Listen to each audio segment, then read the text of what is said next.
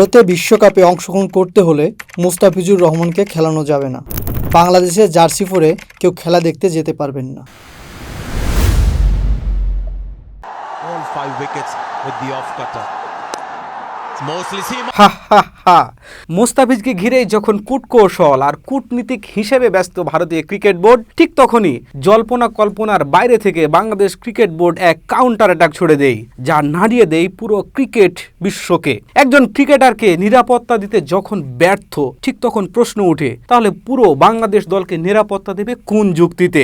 মুস্তাফিজুর রহমান শুধু একজন ক্রিকেটার নন, এটি বাংলাদেশের কোটি মানুষের আবেগ, গর্ব আর প্রকাশের প্রতীক। এই প্রশ্নটি কোনো একজন খেলোয়াড়কে নিয়ে নয়, এটি একটি দেশের সম্মান ও সার্বভৌমত্বের প্রশ্ন। আর ঠিক এখানে দৃঢ় অবস্থান নেই বাংলাদেশ ক্রিকেট বোর্ড। বাংলাদেশ সরাসরি বিশ্বকাপ খেলতে অনীহা প্রকাশ করে।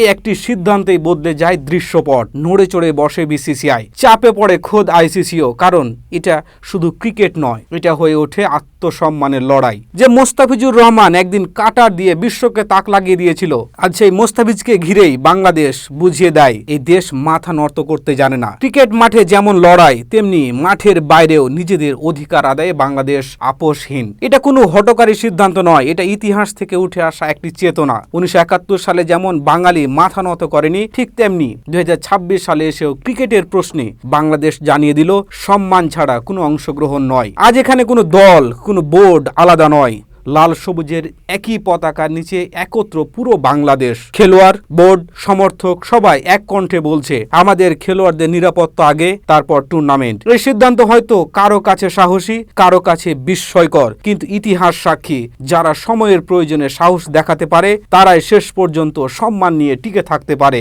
মোস্তাফিজ শুধু একজন পেসার নয়, সে বাংলাদেশের মেরুদণ্ডের প্রতিচ্ছবি। আর সেই মেরুদণ্ড সোজা রেখেই বাংলাদেশ ক্রিকেট বোর্ড আজ বিশ্ব ক্রিকেটকে জানিয়ে দিল, এ দেশ চাপের কাছে মাথা নত নয়, বরং প্রয়োজন হলে কাউন্টার অ্যাটাক দিতে পারে। এটাই সাক্ষী, এটাই প্রমাণ।